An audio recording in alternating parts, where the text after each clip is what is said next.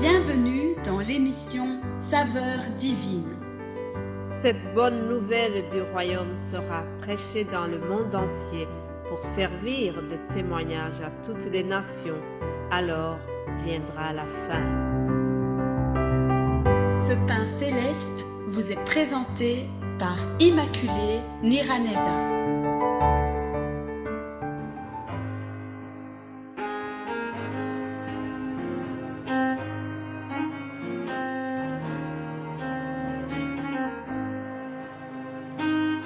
Je vous salue très chers amis, vous tous qui écoutez l'émission Saveurs divines, que la paix de Christ soit avec vous.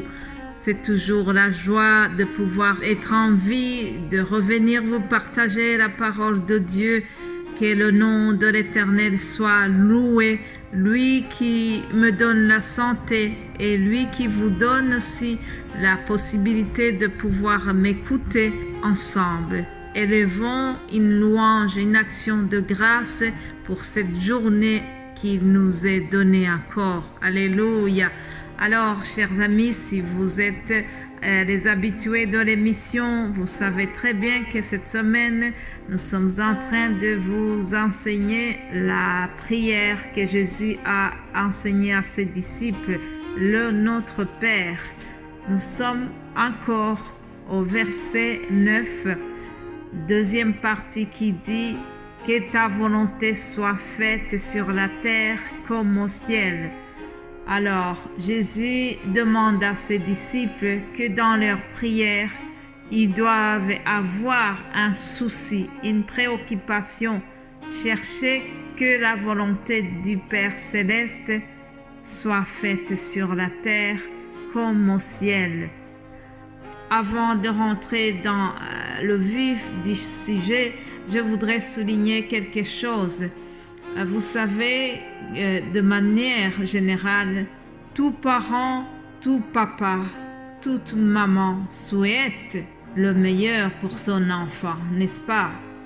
Si vous m'écoutez et que vous êtes déjà parents, je suis sûre que vous souhaitez que vos enfants fassent de meilleures études, que vos enfants suivent un parcours qui soit le meilleur possible, n'est-ce pas?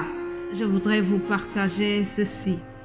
Mon père n'avait pas fait d'études, mais sa préoccupation, sa grande volonté, c'est que nous, ses enfants, c'était que nous puissions faire des études. C'était ça, son souhait, son vœu le plus cher. Donc, je remercie Dieu parce qu'il a exaucé sa volonté. De manière générale encore, vous savez que lorsqu'un parent va mourir, en général, on appelle les enfants. On leur demande d'être près du parent qui va s'en aller. Et surtout, on souhaite entendre la dernière volonté du papa ou de la maman qui va partir. La volonté d'un parent, c'est quelque chose de très très important. Alors, Jésus-Christ dit à ses disciples, quand vous priez, demandez que la volonté du Père Céleste soit faite sur la terre comme au ciel. Une question que je me pose, comment savoir la volonté de Dieu? Aujourd'hui, les chrétiens, les enfants de Dieu, comment savons-nous la volonté du Père Céleste? Avant de répondre à cela, je voudrais retourner un peu dans l'Ancien Testament.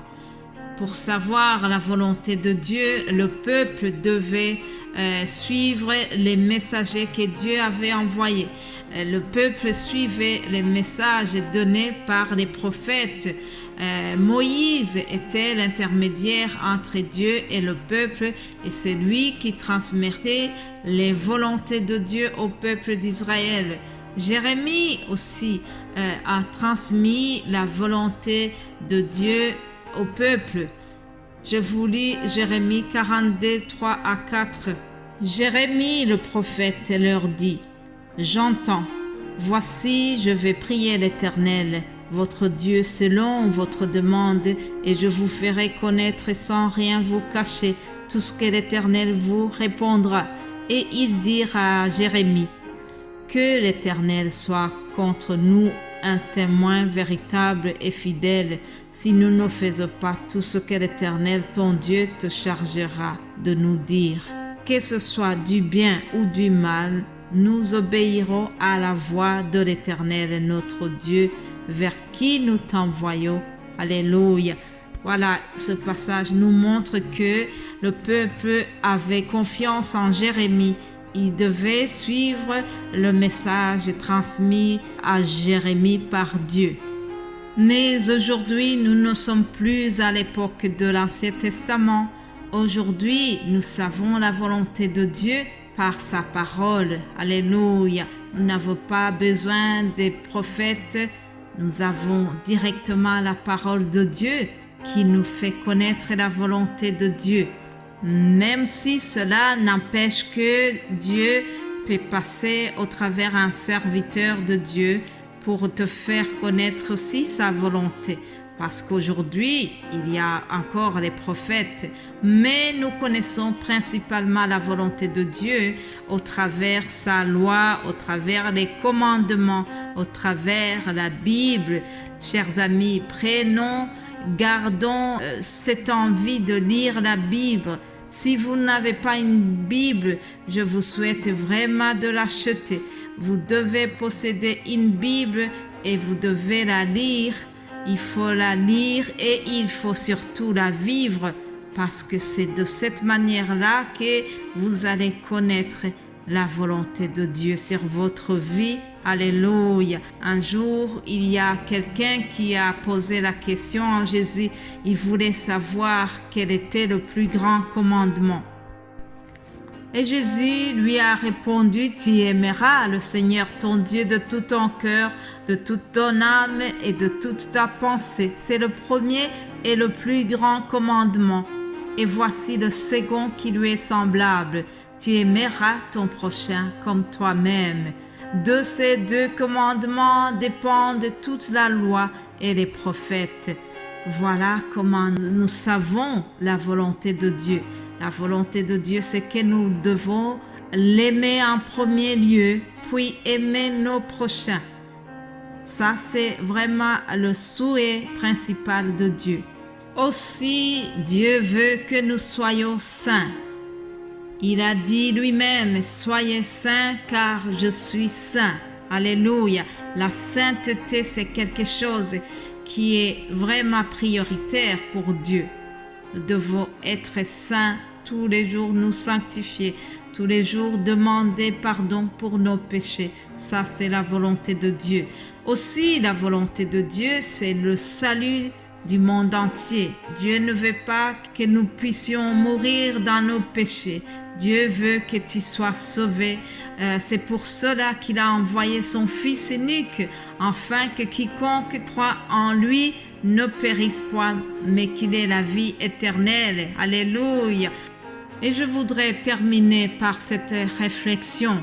Ce n'est pas toujours facile de faire la volonté de Dieu, mais c'est possible. Oui, c'est possible. Jésus-Christ a été le modèle et nous devons le suivre. Vous savez, quand Jésus-Christ était dans l'agonie, dans le jardin de Gethsémani, lorsqu'il allait mourir pour vous et moi, ça n'a pas été facile. La coupe de la douleur était très amère, mais Jésus-Christ a supporté jusqu'au bout par amour pour l'humanité. Alléluia. Il a dit, Père, si tu voulais, éloigne-moi de cette coupe. Toutefois, que ma volonté ne se fasse pas, mais la tienne. Alléluia. Chers amis, ce n'était pas facile à la croix. Jésus-Christ a été très dur, mais il a été jusqu'au bout par amour pour moi et toi. Alléluia. Jésus-Christ est mort pour que vous et moi nous soyons sauvés. Merci Seigneur, merci Jésus pour ton sacrifice à la croix. Merci d'avoir été jusqu'au bout pour nous sauver. Alléluia. Bien-aimés en Christ, sachez que Jésus-Christ a été vraiment notre modèle, car lorsqu'il était sur la terre, il a toujours fait la volonté de celui qui l'a envoyé. Il a toujours accompli son œuvre en suivant la volonté du Père Céleste. Voilà ce que nous devons faire aussi. Et nous devons prier pour que le Saint-Esprit nous donne la force de faire tout ce que nous faisons selon la volonté du Père Céleste. Soyez bénis. Que Dieu vous aide à appliquer ce que nous venons de voir et je suis sûre que par l'aide du Saint-Esprit, nous y arriverons. Alléluia. Soyez bénis au nom de Jésus-Christ. Amen.